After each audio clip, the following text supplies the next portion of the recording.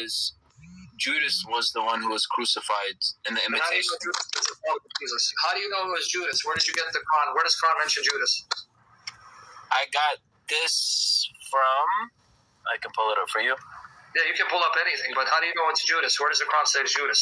Yeah, they said that Judas was made to look like Jesus. Yeah, who said that? I said, where does the Quran say? And you said they said. Where does the Quran even mention the names of Jesus' disciples? I'm pulling it up right now, just to give you the exact... It's not in the Quran. That's what I'm trying to get at. Nowhere does the Quran mention the names of Jesus' disciples. So when I keep saying to you, where does the Quran say that? You're going to bring it to me. You can't. It's not in the Quran. Okay, well, if it's not in the Quran, it must be in Hadith.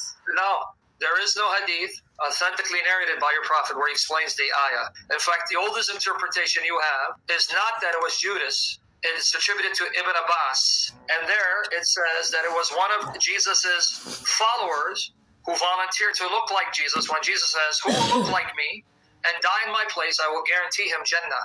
And the youngest one said, I will. This is in Ibn Kathir. And Jesus repeated it 2 more times, and the youngest one kept saying, I will. So Allah made Jesus' disciple, the youngest one, look like Jesus as Jesus went to Jannah through a hole in the roof with Gabriel, right? And the young disciple looked like Jesus, he was killed. So this view of Judas is not the oldest one. The oldest one is found in Ibn Kathir, attributed to Ibn Abbas, is that it was a follower of Jesus who volunteered to look like Jesus. But either position, you got problems. So Allah will allow a disciple of Jesus to look like Jesus and kill him. So why not just have Jesus die? Why have someone look like him to die? What sense does it make? Yeah, no, if that's the case, that wouldn't make sense. But I believe that it was Judas. Judas was Judas is the one who backstabbed him. So how do you know he backstabbed him? Where did you get that from? This is what I learned from the past. I learned that past? Judas. What sources? I can't tell you exactly where, but from my knowledge, there is no evidence. I learned that Judas was the one who told the Romans where Jesus was. Yeah, and the same sources that told you that say that it wasn't Judas, because then the Romans took Jesus and they beat him, flogged him, and nailed him, and Judas hung himself. So you can't choose certain sources to show that Judas betrayed him, but ignore those same sources that say Judas then hung himself out of guilt and Jesus was killed. That doesn't make sense. So basically that comes from the Christian scripts. Yeah, and what scripts do you have older than the Christian scripts? The only sources you have about what happened to Christ in the first century are these Christian scripts that you call them. The Gospels and the letters of the New Testament. Everything else will be 2nd, 3rd, 4th centuries, and even those sources don't say Judas. So you have no evidence. You're going to traditions that come later, even after the time of your prophet. But the earlier evidence that's even before the Quran does not support that. So you want to ignore all of history, and you want to go with the view that Allah made Judas look like Jesus, and then convince people Jesus died, and yet Jesus' followers are the ones who preach that Jesus died and was raised. Where did they get that from? You said Jesus' followers? They went around preaching that Jesus was killed and was raised from the dead and appeared to them before he went to heaven. So where did they get that from? No idea. Isn't that from the Bible? That's from the earliest records we have. The Gospels, the letters, even if you don't accept them as inspired scriptures, you don't need to. You don't have to believe they're wahi. When an historian wants to examine the life of Jesus, he has to go to the earliest sources. This is what historians do. I'm not making it up. You can go to YouTube, the earliest sources on the life of Jesus, and they're going to tell you it's the Gospels and the letters of Paul. And when they examine them, they apply what's called the historical method, principles to determine whether this happened or not.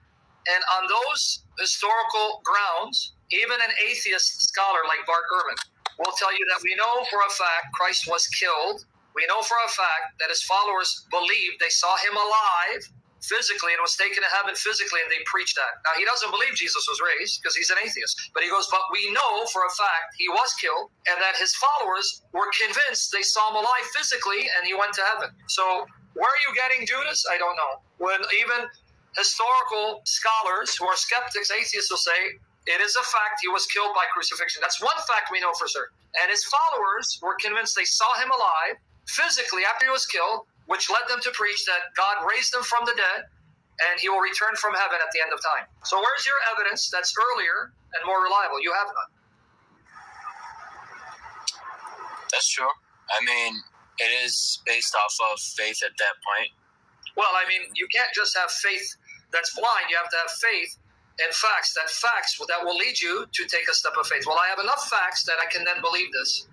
But you don't have facts to support your faith. You have the statement of one person that you trust was a messenger, but even that statement in the Quran says they neither killed him nor crucified him, but it appeared unto them, which led to the Muslim scholars debating on what it exactly means. They couldn't even tell you the exact meaning. That's why I said, if you go to Ibn Kathir, don't take my word for it. Go to the commentators, Qurtubi, Tabari, Raz, whoever you want. They'll tell you that some said Jesus died for 3 hours, 7 hours, and was raised. Some said that it was Judas the betrayer, but others say it was one of his own disciples. So you see, even the Muslim scholars, they're not agreed who was made to look like him. Some say Tatawis, the general, some say Judas, some say no, one of the disciples, and the older views was one of the disciples. So they can't even agree. So how clear can the Quran be when you can't even agree on what happens? Then you have people like Shibrali who says, no, the Quran's saying he wasn't killed by crucifixion, but he was crucified, but he survived because he swooned and was resuscitated. No, so which view is the right one? Which view is the right one? I'm going with the ayah from the Quran that obviously states that it was. What does it mean? It was made to appear that he was crucified and killed. So what does that mean? Because they're all going by that ayah and explaining it differently. So what does that mean? Simply what it is. It was made it's not simple. Shabir says what it means is he was crucified, but he didn't die by crucifixion. It appeared to the Jews that he did die by crucifixion. No, he passed out and was revived later on. So what do you mean simple? I just gave you Muslims who don't see it as simple because they're all over the map. They can't agree. They're following nothing but conjecture, just like the Quran says. So which is it? I believe what the Quran says. Okay, well, it says that they neither killed nor crucified him. Okay, the Romans did. That's it, end of story. The Jews didn't, the Romans did. Okay, simple, you see? What do you mean? It's talking about the Jews boasting they killed Jesus. It says they didn't kill him, they didn't crucify him. Exactly, the Romans did. So we agree. You didn't do it, Jews, the Romans did. Say simple. So you keep thinking. Yes and no. I mean, the Jews had a fact in the matter that they could have stopped it or did something about it, but they ordained it themselves. No, but see, simply, if I go by its simple text, it simply means you didn't do it, the Romans did. Say simple. Refute it. See, when you keep saying it's simple, and I keep telling you, no, it's not simple, the Muslims themselves are confused what it means. You keep saying it's simple. Yeah, to the Ismailis, it's simple. It means that they killed his body, but not his spirit. So they thought that by killing his body, he died, but no, his spirit lives on. That's Ismailis. They're Muslims. Simple. See, you keep saying it's simple, and I'm telling you, the Muslims who are reading the same verse, it's not so simple. They're disagreed. Right. I understand that. So which position, as a Christian, when I have 27 books from the first century, none of them contradict. They all agree he was killed, but he was raised physically, went to heaven physically, returned physically.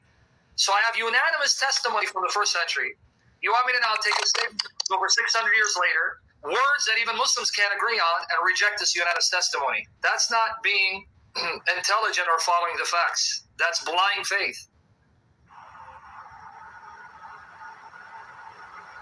So you need to examine the historical evidence. It's overwhelming. Yeah, so Jesus was confirmed by eyewitnesses that he was dead. And so you admit eyewitnesses say he died? There was eyewitnesses that seen a man that resembled Jesus. And that's not what the eyewitnesses said. His eyewitnesses were his followers, Peter, Mary Magdalene. Right. These were his followers that said he died and we saw him alive. But these are the followers that Allah said were believers and were empowered to be victorious. So he deceived them? He made it so where people thought that he was killed. Yeah, but it's not people, it's Jesus' followers, the Hawariyun, that the Quran says. Yeah, but he made everybody... Well, he deceived them? He made everybody think that he was dead because if he gave just his group the truth, they would have got killed too. Okay, so you're admitting that Allah deceived the disciples into believing Jesus was killed and then was raised from the dead, and they went and preached that. I don't want to call it deceived, but... What do you call it if he didn't die, but he convinced them he did die and was raised from the dead, and they went and preached it? And then they ended up going to prison and being killed for that anyway. You don't have a problem with that? Why would God deceive me if I'm a faithful follower into believing something didn't happen, and then I go around preaching it and I get imprisoned and eventually killed for it? Because many of them got killed for preaching Christ was killed, but he's been raised and he's alive. How did that save them? That didn't save them. That got them in worse problems. This is a problem, man. Because they're preaching that he was still alive? They preached that he was killed, and God raised him, and now he's alive in heaven and will return physically, and that got them in trouble and thrown in prison, and some got killed for that. Yeah, this is a fact of history. Even Tabari, your historian, quoting Christian sources, obviously, because he's getting it from Christians, said that Jesus' followers were sent throughout the whole world. He's quoting Ibn Ishaq. Two of them were Peter and Paul, and he admits that Peter and Paul were martyred, became shaheed, were killed for their preaching. So why did Allah convince them Jesus was killed, but he's been raised physically, and Jesus appears to them physically, tells them, yeah, I was killed, but I'm alive, and then he goes to heaven physically. They go preach and they get persecuted, in prison, and some get killed for it. Why would you do that?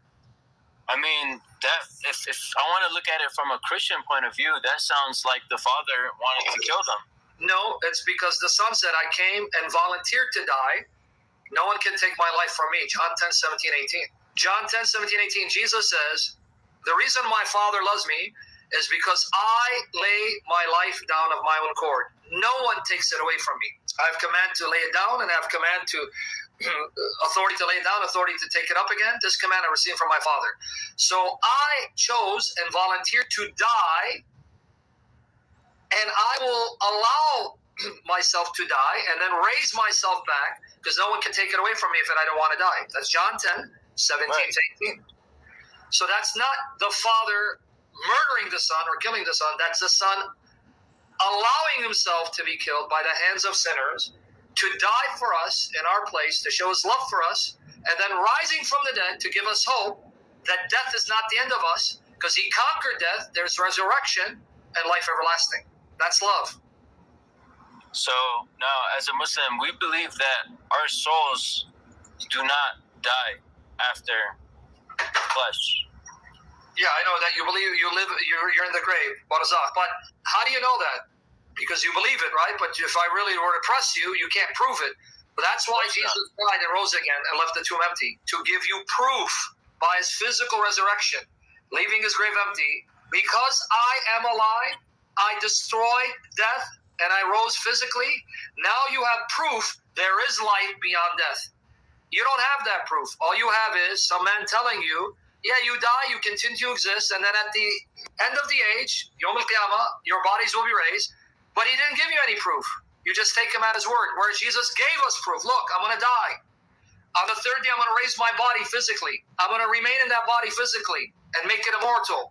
Giving you now proof, physical proof, there is life beyond death. We have proof that, hey, I'm going to die, but I'm going to live. Because Jesus is alive. He said, because I live, you live. You have a man telling you, but he didn't give you any proof because he died and was buried. So what proof did he give you?